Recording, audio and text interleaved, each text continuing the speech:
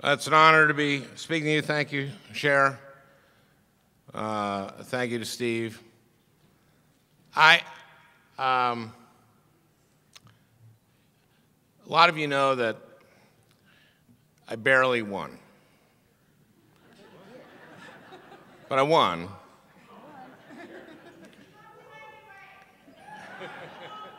And I want to thank you, because you guys made the difference.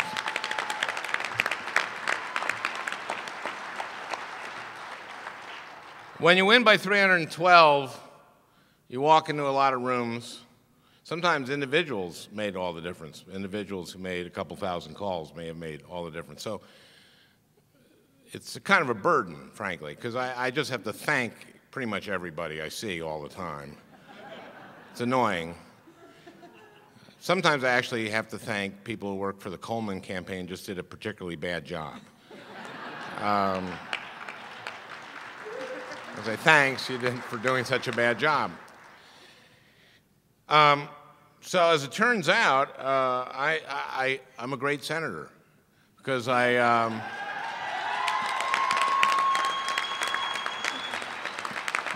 because I'm doing what I said I would do.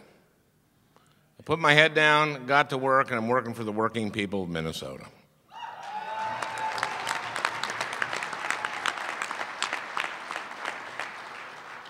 We all know we're going through one of the toughest economic periods of our time. When President Obama came to office, he inherited the worst economy since the Great Depression. And some of my first votes were extending unemployment insurance. And I voted for every extension of unemployment insurance, even when our friends across the aisle refused to do it. I even heard one of my colleagues across the aisle say that unemployment insurance causes unemployment.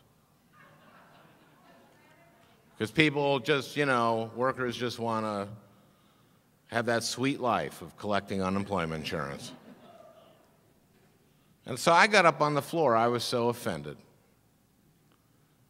And I said, I represent families in Minnesota, men and women working in Minnesota. And I go to union halls, and I see in the building trades unemployment above 20%. And I see men and women who are literally depressed. You know that. And these are men and women, these are guys who work defines their lives. They want jobs, they don't want unemployment insurance. I remember these are the kids when I was 9 years old. There'd be that kid in my class who when I got to school at 8 in the morning had been out for an hour and a half delivering the papers in 30 below weather. Men and women who define themselves by, I work for a living. I work to support my family, who are on the bench. And I've had men and women come up to me in tears and say, if it weren't for unemployment insurance, I'd be out of my house. It really kind of makes me mad. And I voted for COBRA extensions every time.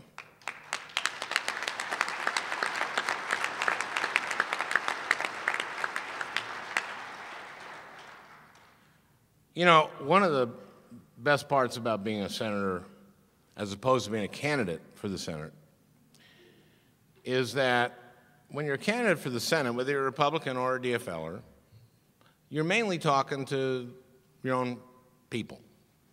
If you're a Republican, you're trying to get the vote out among Republicans. If you're a Democrat, same thing. As a senator, I get to talk to everybody. And I've been all around this state. And I talk to mayors and county commissioners and city planners and small business and bankers and labor and all over the state.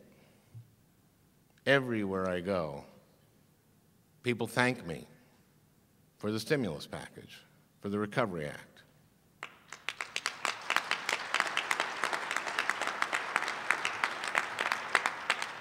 And I didn't even vote for it. I got there too late.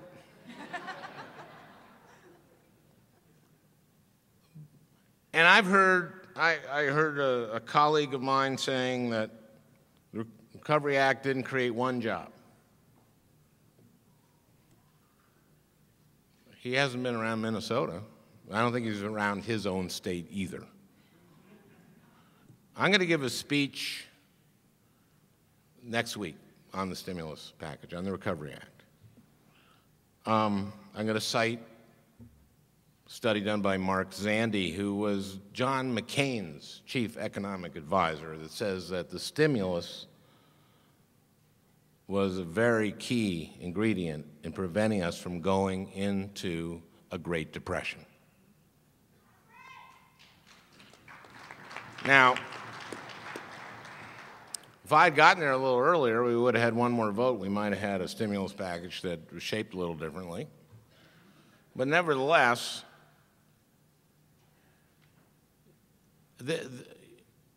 I'm going to be, in the speech I give, I'm going to be showing pictures of men and women across the state who are building stuff.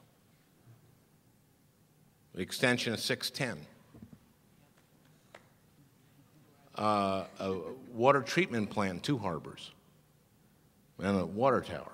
Now, I had another colleague say that the only jobs created were government bureaucrat jobs. Wow. I didn't know government bureaucrats ran cranes and did welding. These are skilled jobs. I heard George Will on This Week with Christian Amanpour describe the stimulus package this way. He said, well, it's, you can have a guy dig a hole in his neighbor's yard and then fill it up. And he gets paid $1,000 to dig the hole and $1,000 to fill it up. And that's 2 jobs created and $2,000 increased GDP. That's what the stimulus package. That's so insulting to these men and women are doing real jobs, creating infrastructure that's going to mean that we're going to be able to take our goods and services to market faster. Infrastructure has been one of the keys in our prosperity in this country. It always has and always will be.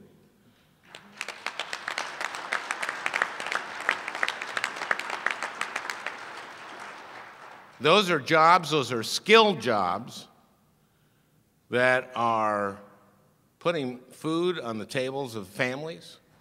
They're keeping roofs over people's heads, that are building the water treatment plants we need, the roads we need, the bridges we need to keep people safe. So these people can send their kids to college and pay their taxes. These are real jobs. This isn't sitting on the panel of a Sunday talk show and blathering nonsense. That's not a real job.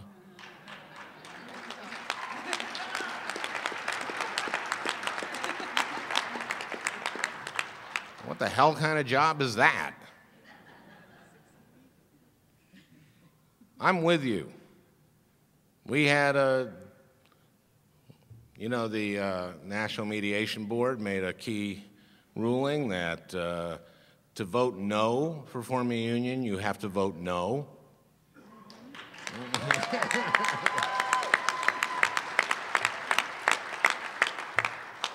Very odd concept. You actually have to vote no to vote no. So there was a floor fight on this, and I got up and said, no, if we elected senators this way, if you didn't count, if you just, like Minnesota had in 2006, had the highest turnout, we had 60%. If you had to elect a senator by a majority, to get a majority with only 60% of the people voting, you needed like 86% of the people to vote for you. We'd have no senators if this was the rule. And we won. We won that one.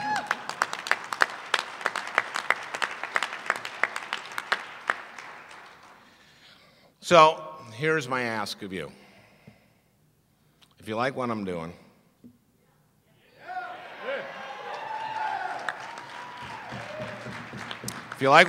keep fighting for my colleagues. Get your members out. Tell them who's on their side. You know who's on your side. It's very clear. It's very clear. Turn out your members. Because we're in a fight. And every day, when I'm in D.C. and when I'm here, I'm keeping my head down. I'm doing my job. I'm fighting for you. And that's what I need from you. From now to the election, I need you to fight. This is a point where Paul Wellstone used to start doing this. Oh, I'm going to start doing this. I need you to go out every day and fight for the working people of this state.